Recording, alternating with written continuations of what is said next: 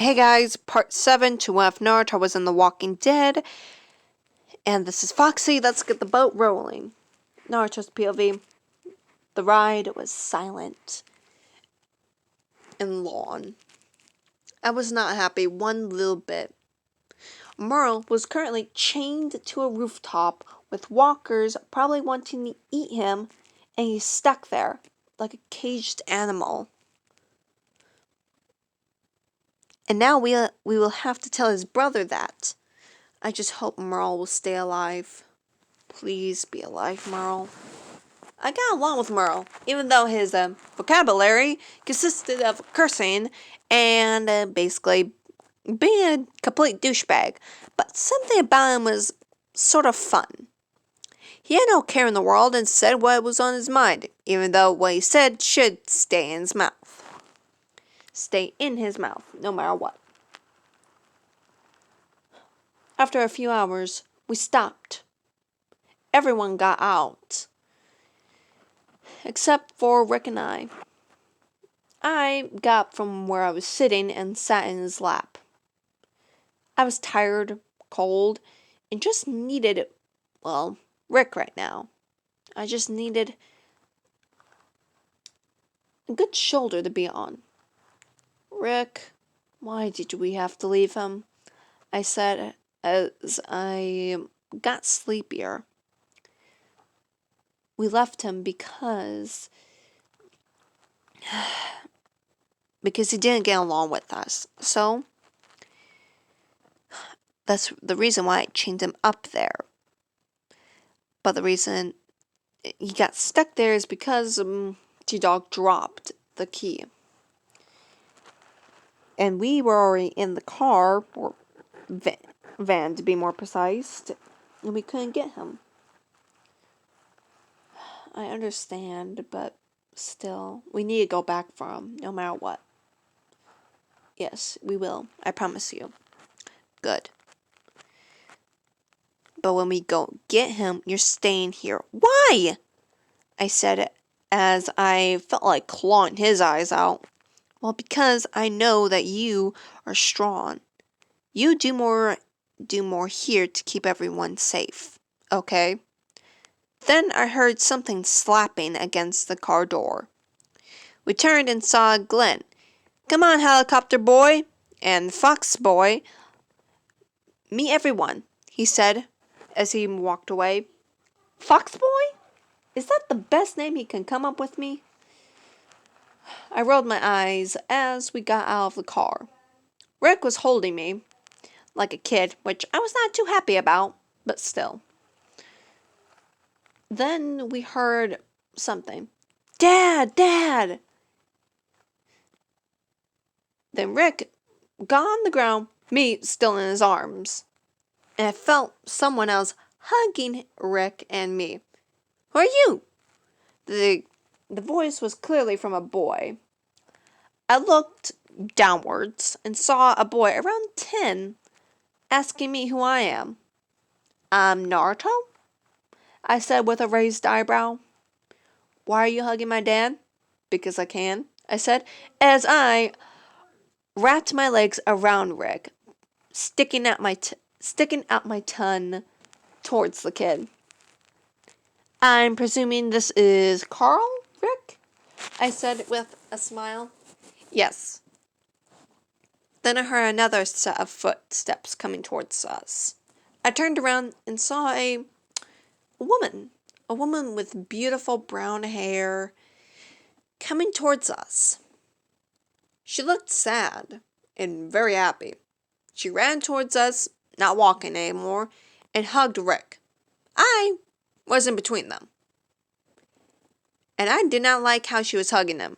Yes, I'm very territorial over my presumably big brother. So I pushed myself against her to get her away from Rick. She didn't look too happy at that. I stuck out my tongue and hugged Rick even closer. Naruto, please let me have my wife. No, you're mine, I said as I hugged him. Come on, I'm my wife's, and you're my big brother. Take it or leave it, I said as now I hugged his face. Kid, we can have our time alone, sweetie, he mumbled as he was trying to pull me off now. You're suffocating me. I'm not suffocating you. If you were suffocating, you would be dead. Uh-huh. Don't uh-huh me. Either way, nice to see you all. People were giggling at seeing me wrapped around Rick. And Carl didn't look too happy. I just smirked at him. I don't know why I was doing this, but I wanted to keep Rick for myself. He's my big brother after all.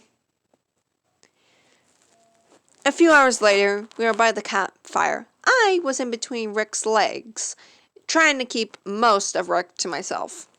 But, you know, Rick is a big guy, I'm a small little dude, so I can't do much against trying to keep everyone away from him. Mom said you were dead. Well, she had every reason to think that. And don't you forget it, Rick said as he kissed Carl's head. I growled and poked him and pointed towards my forehead. Well, I didn't know you were such a territorial little crap. Hey, I'm no craphead. I just want my big brother's love. He only giggled as he kissed my forehead now. I smiled as I felt a deathly glare coming towards me. I looked towards Carl and smiled. He only huffed as he hugged his dad's arm closer. Little brat, this is my big brother. Not your dad, mine. I said to myself, thought to myself as I hugged Rick closer. At night, we fell asleep. I purposely put myself between Rick and Lori. Naruto, please. What? Please, you go into bed with Carl. No. I promise I won't be leaving you. Really? I said as I looked up at him. I was now in my big, fluffy fox hoodie with short pajama shorts on. Yes, I promise you, Foxy. Really, is that the only nickname you can come up with me? Foxy? Yes, it matches you perfectly. You're like a fox, but cuter. Yes, I am cuter than a normal fox. Now, why not you go sleep beside my son? No, I cried as I hugged onto Rick's neck. Please, you're going to make your big brother sad that he can't spend time with his wife. Fine, I said as I let go of Rick's neck and walked over to Carl. Getting into bed, I hugged most of the blanket to myself. Stop being a blanket hogger,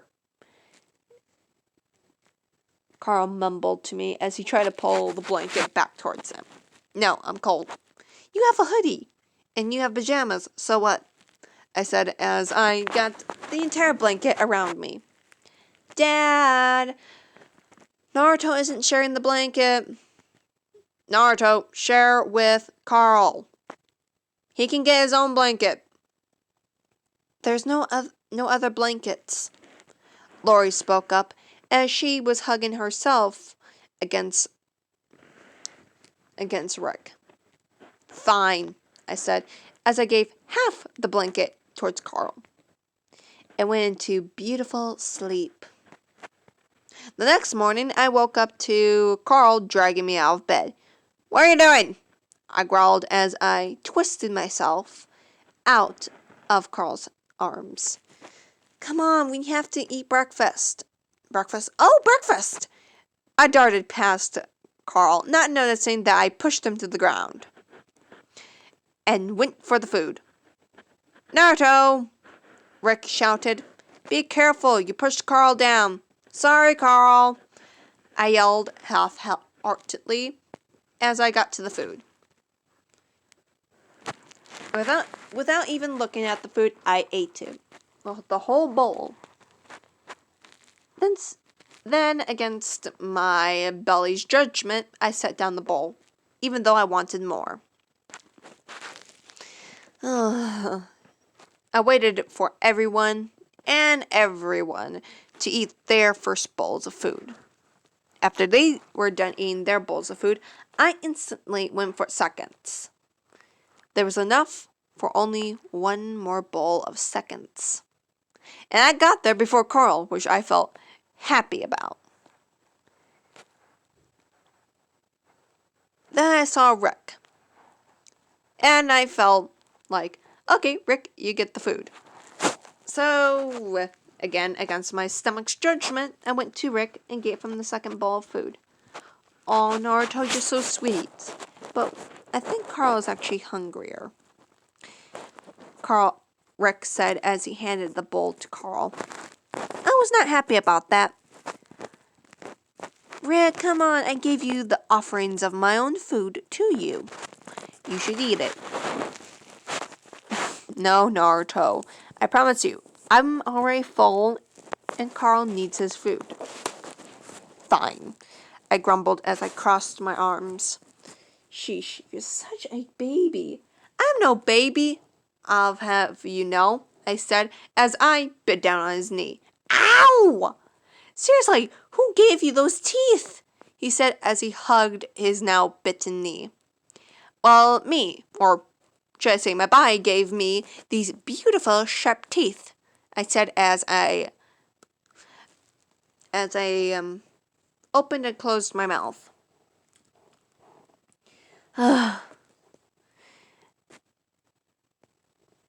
Why not you go play with the kids and everyone else with the kids? Rick said as he was still holding his knee. Yeah, I said as I walked over to the kids. Carl was there, done with eating his bowl of food, and towards a girl with blonde hair, which later I will know as Sophie, and two other kids that I never really caught the names of.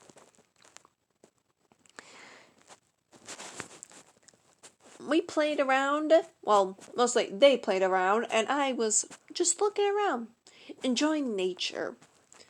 Oh, I can't wait to go hunting later, I thought, as I just, looked around. Rick was somewhere else with Lori, and, everyone and anyone was doing something, except a guy named Ed. He was sitting in a chair, smoking something. Well, I believe it was a cigarette. He just sat there. Lazy dumb, I thought as I walked past him. I was not paying attention to where I was going, so I was in the back of the pack with the rest of the kids. Then I heard a scream. I turned my head and saw a walker was eating a deer. Instantly, I pulled out a kunai and launched it at the zombie's head. It went in nice and beautifully. The zombie instantly stopped eating the deer. Everyone ran over.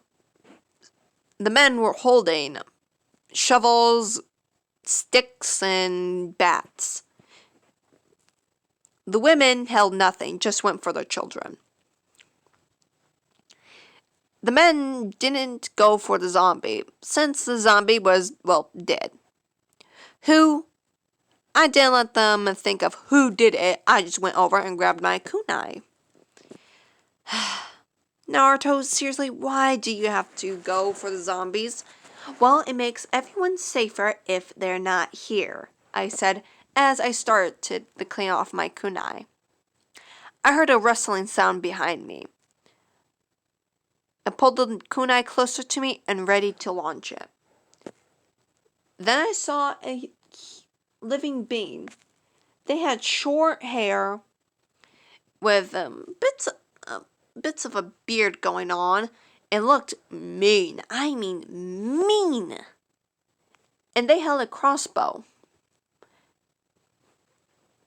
My deer, he yelled, and went on a tangent of curse words and cursing the deer of how it was so useless. I will not go in context of what the heck he was saying. Just all I'm going to say is that he had a colorful language of curse words I have never heard before. After he was done, he asked Sean if they could eat the deer. Sean said no.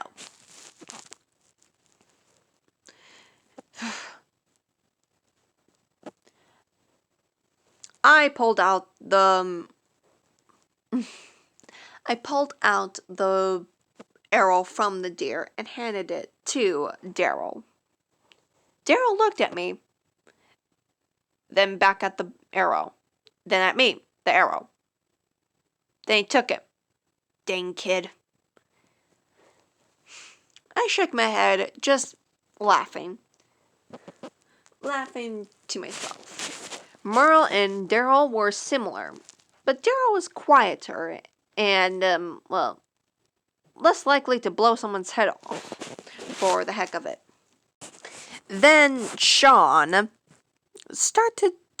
tried to tell Daryl of his brother. I knew this is not gonna go well.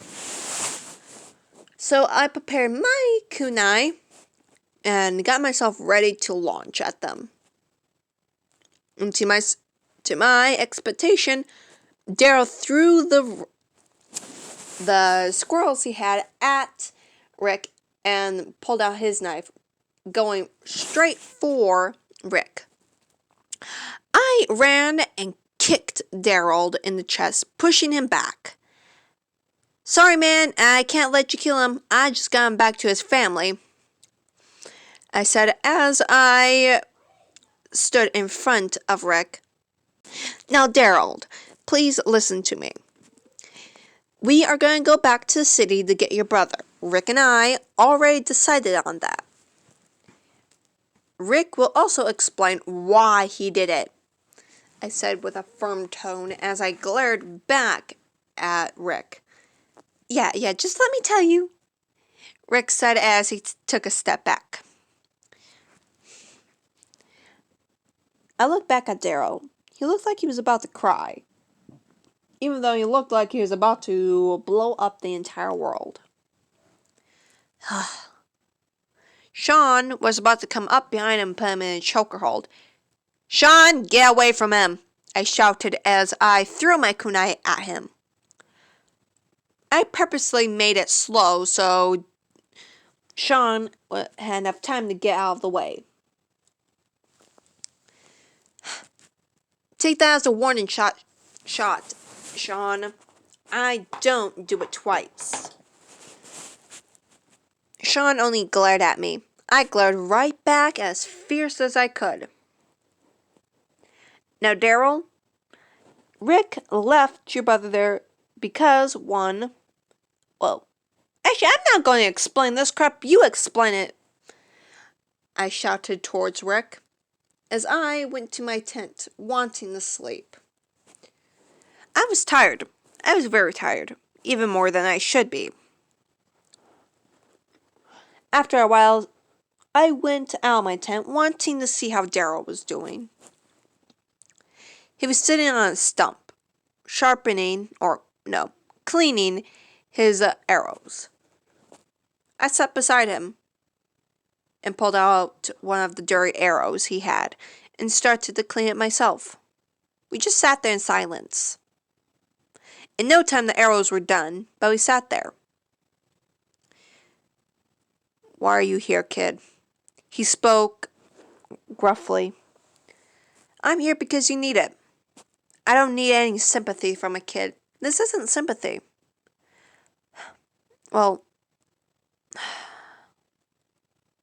I know it's hard for you, okay? I had a similar feeling with Rick. Rick is like my older brother, alright? I kept him safe for 2 days when he was in the hospital. And then we escaped, went to his house, and I comforted him. He told me stuff about his family, about his life, and we just grew into this connection. Then, when we got to the city, we were overrun by zombies. We escaped. Then we met your brother. And when I was there on the rooftop, I got to know your brother. Even though sometimes his brother was your brother, was very rude at times. Well, most of the time, actually. Your brother was a pretty good to be hanging around with. Then when I realized Rick was gone and down with the horde of zombies, I was scared. I was terrified for him. Because one, we grew a connection with each other. Two, I made a promise. And I never break a promise. So when he was down there, I felt so scared and angry. And you feel that way because your brother, right now, is up on a building by himself with a horde of zombies wanting to rip his flesh apart. You are angry, sad, and scared for him.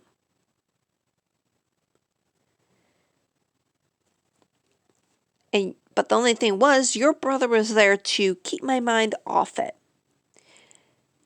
Your brother helped me not to jump down there myself and run towards Rick, especially when it starts to rain. And my brother was being chased by the horde of zombies.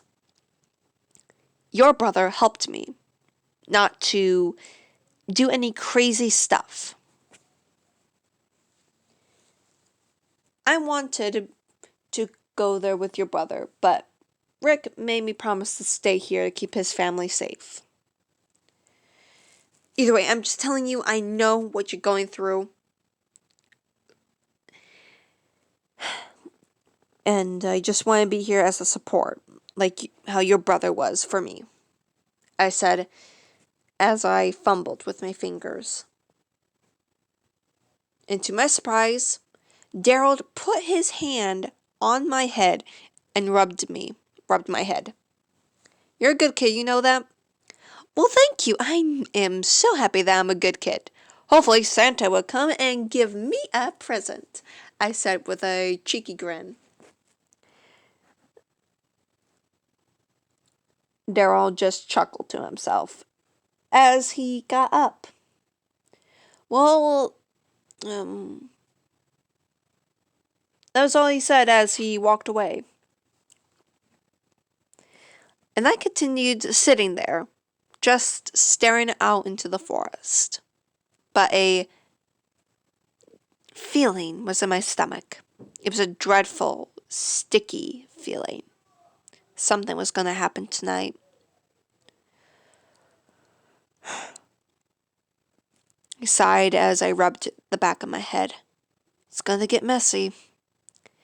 And this will be the ending of part 7. Love you all and see you on the next episode.